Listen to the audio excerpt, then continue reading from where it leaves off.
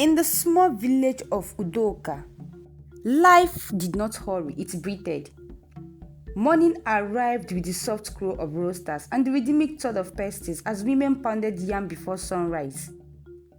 The air always smelled of wood smoke and damp earth, and the red soil clung stubbornly to bare feet. It was in this village that Adaeze and Ebube grew up.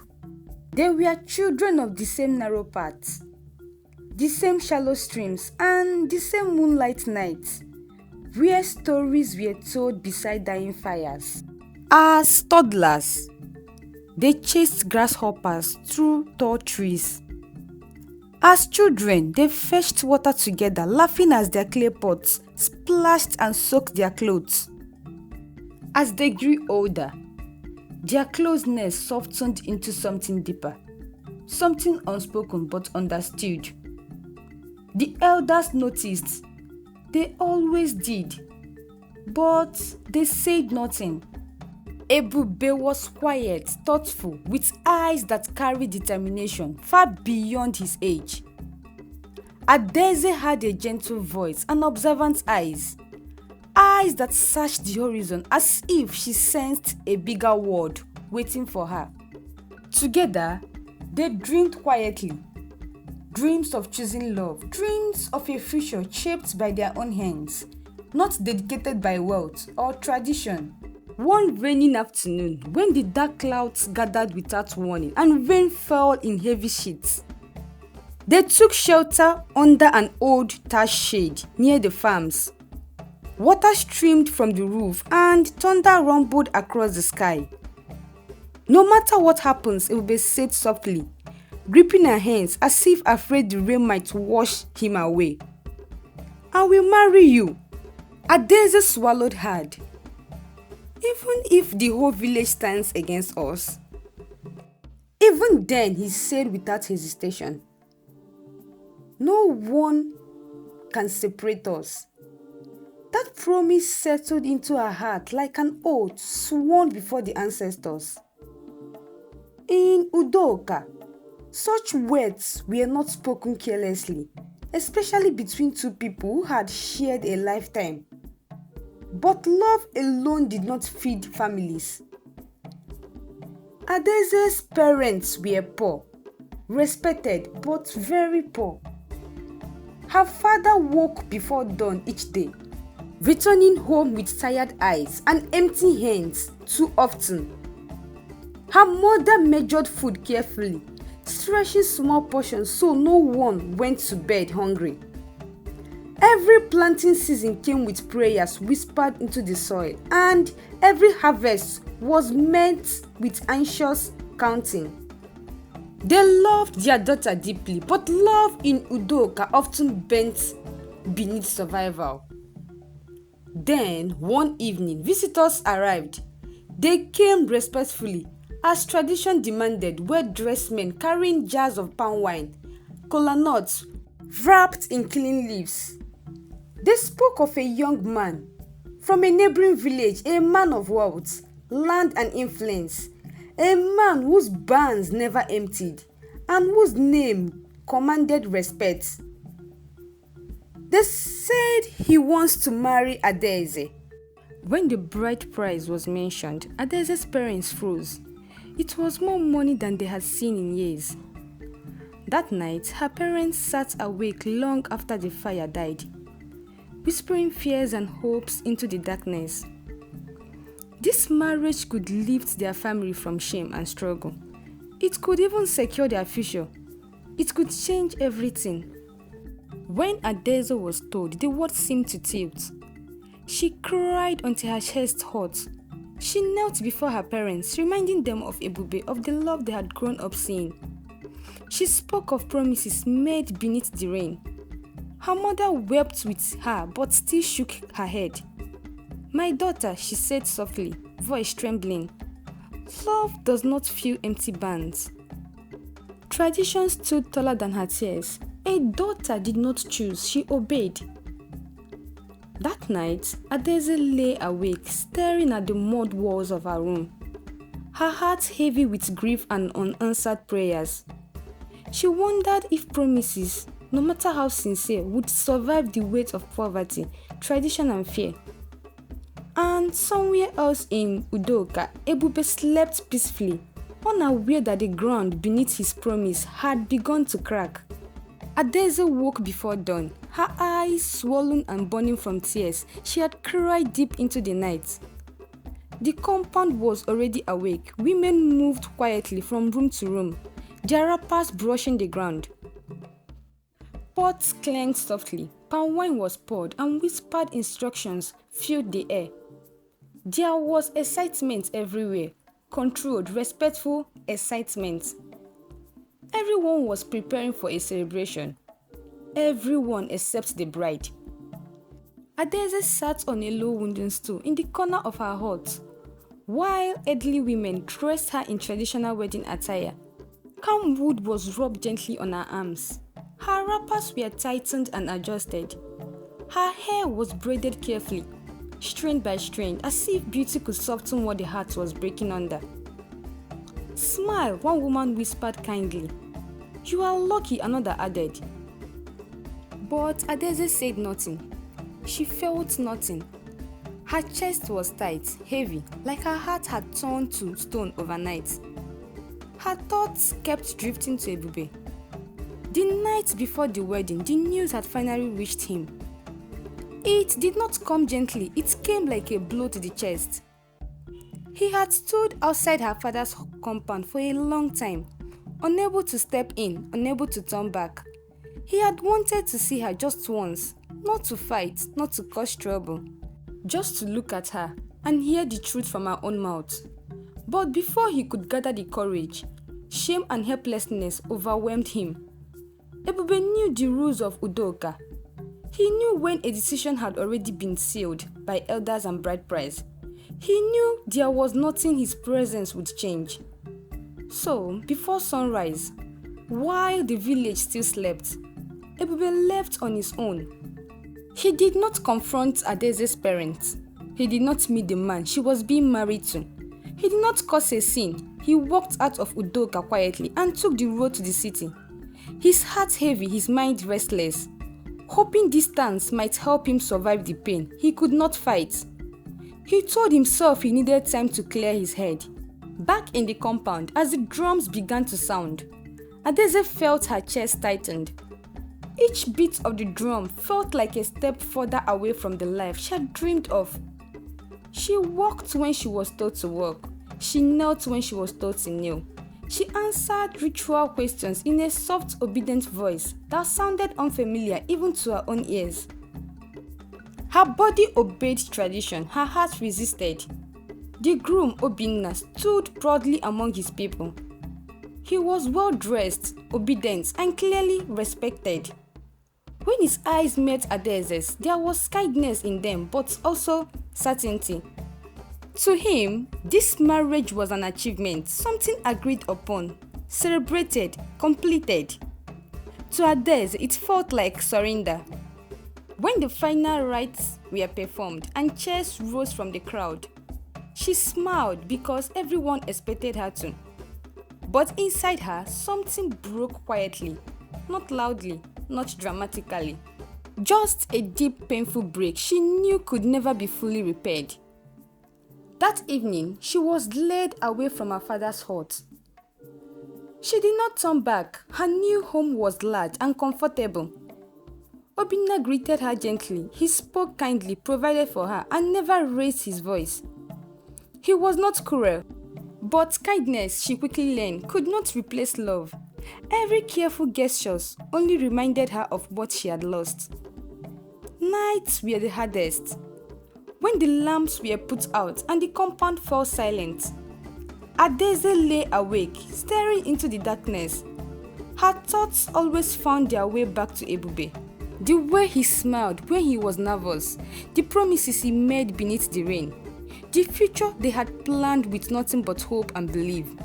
She felt trapped, like a bird placed inside a beautiful cage, fed, protected, admired, yet unable to fly. Her body belonged to her new life, but her heart remained somewhere else, stubborn and aching. Some nights, Tears slipped silently down her temples into her hair. Other nights, she pressed her fist against her mouth to stop herself from whispering Ebube's names in the darkness. Outside, life in the village continued as if nothing had gone wrong. But inside Adaeze, the marriage she did not choose was slowly teaching her the most painful lesson of all. That sometimes obedience costs more than rebellion ever could. Years passed quietly the way years often do when life settles into routine. Adaeze became a wife in the way tradition expected her to be. She became a mother to wise over, 2 children who clung to her wrapper, called her name with laughter, and unknowingly gave her reasons to keep going on days her heart felt tired. She learned Obinna's way, his moods, his habits. She learned how to manage the household, how to smile in public, how to silence parts of herself that no longer fit the life she was living. From the outside, her life looked complete. Inside, something remained unfinished. Adaeze never spoke of Ebube, not to her husband, not to her children, not even to herself in words. But memories have a way of surviving silence. Sometimes, while pounding yam or folding clothes, a thought would slip in uninvited. The sound of his laughter, the feel of rain that afternoon beneath the thatched shade, the promises whispered with so much certainty. She had trained herself not to ask questions like what if. Life in Obinna's house was not cruel. He provided, he was respected, and he treated her with a steady kind of care. But love, the kind that once made her believe that the world could be choosing, never found its way back into her heart. She lived responsibly, faithfully, and quietly. Then, one afternoon, everything shifted. Obinna returned home earlier than usual, his face bright with excitement. Over dinner, he spoke casually about a friend from the city who would be staying with them for a few days. Someone he had known years ago. Someone successful now, someone passing through their town for business. Adaeze listened with half attention. Visitors were not unusual. The next day, when a knock sounded at the door, she went to open it without thinking. Her hands still damp from washing vegetables, her wrapper loosely tied. The moment she lifted her eyes, the world tilted. Standing at the doorway was Ebube. Not the boy she remembered, but the man he had grown into. Taller, broader, his face carried maturity, and his eyes held a quiet weight life had placed there. The city had touched him, shaped him, but it had not erased him. For a brief second, time collapsed. Adaeze's breath caught painfully in her chest. Her hands trembled. The house felt too small, the air too heavy. She wanted to step back, to close the door, to run, yet her feet would not move. Ebube froze too. Their eyes met, and in that silent moment, years spoke louder than words ever could. Promises, absence, pain, survival, everything they had buried rose between them. Unspoken and overwhelming. Then, Obinna stepped forward, smiling warmly. Adaeze, he said unaware, "This is the friend I told you about." Ebube straightened himself quickly. Whatever storm had passed through his eyes vanished behind polite control. He smiled, nodded respectfully, and extended his hand to Obinna as they greeted each other. Adaeze watched, her heart pounding so loudly she was sure it could be heard. The man who once promised her forever now stood in her home, shaking her husband's hand, speaking calmly as though their life had never been intertwined. She could not speak. She excused herself quietly and moved into the inner room, pressing her back against the wall as tears finally burned her eyes. Her chest ached, not sharply but deeply, like an old wound reopened. Ebube had returned, not as the boy who left Udoka to clear his head, not as the lover who once held her hands beneath the rain. He had returned as a guest in her husband's house. And in that moment, Adaeze understood something she had tried for years not to feel. that some love do not die, they simply wait, buried beneath time, until fate cruelly reminds you they were real. The days that followed Ebube's arrival were some of the longest Adaeze had lived through. On the surface, everything appeared normal. Obinna was pleased to have his friend around. He laughed more, talked more, and seemed proud to host a man who had made it in the city. Meals were shared, stories were exchanged, and plans were discussed openly in the compound, as though nothing unusual was happening. But for Adaeze, every shared moment felt like a quiet test of endurance. She watched Obinna and Ebube sit together in the evenings, talking about businesses, village matters, and life beyond Udoka. Their laughter rang out easily, unforced.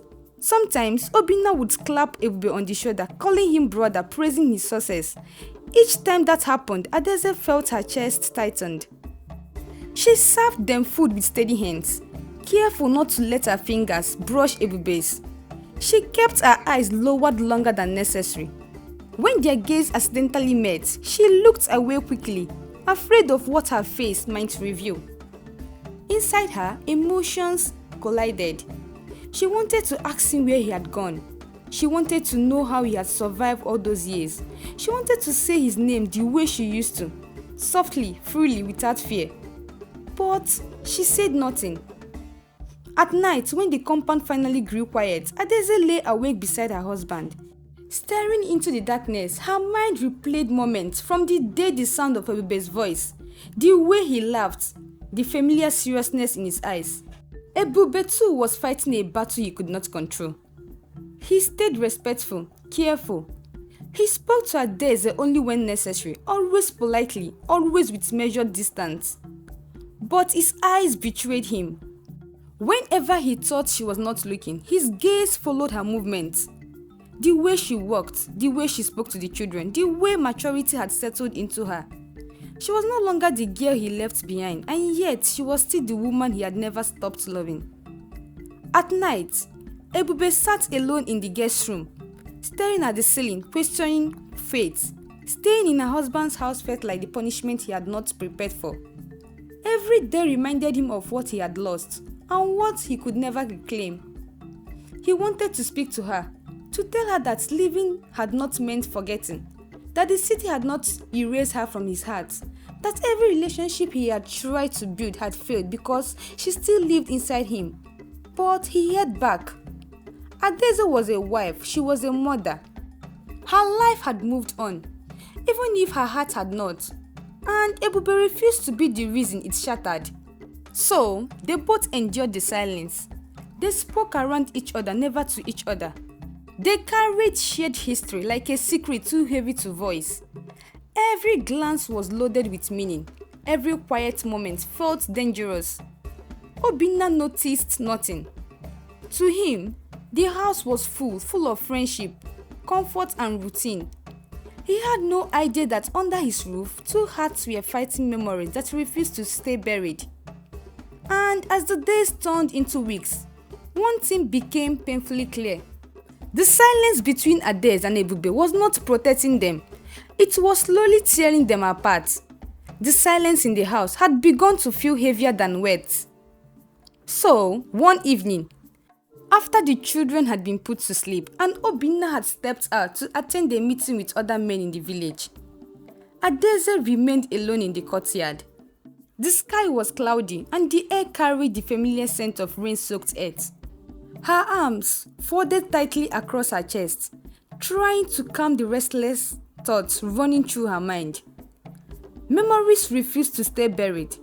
She remembered the boy Ebube used to be, the way he laughed easily, the certainty in his voice when he spoke of the future, the promises made beneath the rain.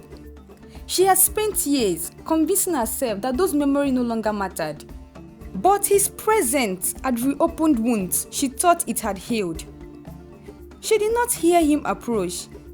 Ebube stepped into the courtyard quietly, unsure if he should turn back. He had been avoiding moments like this, afraid of what silence might force him to face. But seeing her alone, shoulders slumped, eyes distant, something inside him softened. They stood a short distance apart. Neither of them spoke at first. Adaeze did not turn to face him, but she knew it was him. The air felt different, familiar, heavy. Her heart began to pound. "I won't stay long," Ebube said finally, his voice low and careful. I just needed to give you something." He reached into his bag and brought out a small carved wooden bracelet, worn smooth with age. Adaeze's breath caught when she saw it. She recognized it immediately. It was something he had carved years ago, during the time when they still believed their future belonged to them. He held it out to her, his hand steady despite the storm inside him. "I have carried this for years," he continued quietly. "Through the city, through everything. I thought I had lost it once, but I didn't. I kept it just like I kept the memories." Adaeze turned slowly and took the bracelet from his hand. Her fingers trembled, tears gathered in her eyes as emotions she had suppressed for so long rose to the surface. They did not speak of love, they did not speak of regret, they didn't need to. In that moment, Adaeze understood something clearly and painfully, that love does not always end because circumstances change. Sometimes it survives quietly, without touch, without possession, without a future. It simply exists. She nodded slowly, unable to trust her voice. Tears slid down her cheeks, but she did not wipe them away. Ebube watched her with a faint, sad smile, one filled with understanding rather than hope. "I'm glad you are okay," he said softly. "That's all I ever wanted." Then he stepped back. He did not reach for her. He did not ask for more. He did not cross the line both of them were fighting so hard to protect. He only turned and walked away, leaving the courtyard as quiet as he had entered. Adaeze remained seated long after he was gone. The small wooden bracelet pressed tightly in her palm. Inside the house, her children slept. Her life waited, her responsibility remained. And yet, somewhere deep within her, she knew that love had shaped her, even if it could never be lived again. Ebube did not leave the house that night. He stayed only one more day. The following morning, Obinna announced casually over breakfast that his friend would be returning to the city before evening. He spoke about it lightly, discussing transport and business plans, unaware of the quiet tension that settled in Adaeze's chest the moment she heard the words. Adaeze said nothing. She kept her eyes on her children, serving them food, listening as Obinna and Ebube spoke about the journey ahead. Ebube avoided looking at her for most of the day. When he did, it was brief and careful, as though both of them understood that words were no longer safe. There was no private goodbye, no final conversation.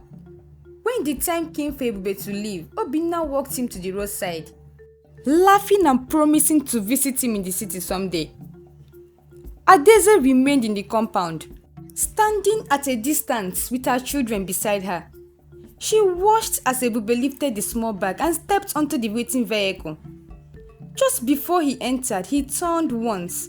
Their eyes met across the space between them. Nothing was said. Nothing needed to be said. The vehicle pulled away, carrying Ebube out of the village. Adaeze stood still until the sound of the engine faded completely, until the road returned to silence. That was when she returned to the courtyard. She stayed there for a long time, alone, replaying everything she had never said, everything she had finally accepted. The night settled gently around her. The wind grew calm. The compound looked the same as it always had. Yet something inside her had shifted. She opened her palm and looked at the small wooden bracelet Ebube had given her the night before. Slowly, she closed her fingers around it, as though sealing a part of her past where it belonged. When she finally stood up, her legs felt weak, but her mind was clear. She went back inside. Her children were still awake, laughing softly as they played on the mat. One of them ran towards her, wrapping small arms around her legs. Adaeze bent down and held the child longer than usual. In that moment, she reminded herself of the life she had built. The life that depended on her presence, her strength, her steadiness. Obinna called her name. "Honey, come and eat," he said, unaware of what the day had taken from her. Adaeze answered him and forced a smile. It was not the smile of happiness, but it was calm, controlled. The smile of someone who understands that life does not always give the ending we hope for. As they ate together, Adaeze listened and responded when necessary. Her thoughts drifted briefly to Ebube, now on the road back to the city, but she did not allow herself to follow him there. She had learned the cost of holding on too tightly. That night, when the house had finally gone quiet, Adaeze lay awake, staring into the darkness. The pain was still there, it always would be, but it no longer felt sharp. It felt familiar, something she knew how to carry. Some stories do not end the way we want. Some loves are not meant to be lived openly, but that did not make them meaningless. Ebube had been real, their love had been real, and nothing, not time, not distance, not tradition, could erase that truth. Adaeze reached beneath her pillow and felt the wooden bracelet hidden there. She did not cry, she did not whisper his name, she simply closed her eyes and breathed. By morning, life would continue. She would wake early, she would prepare meals, she would raise her children, she would stand beside her husband, and she would do so with a quiet strength shaped by loss, acceptance, and survival. Because sometimes, the ending that hurts the most is the one that teaches us how to live. Hi besties, we have finally come to the end of today's tale. Thank you so much for watching, and I hope you enjoyed watching it as much as I enjoyed making it. Please don't forget to like, share and subscribe if you have not, and see you in our next tale. Bye.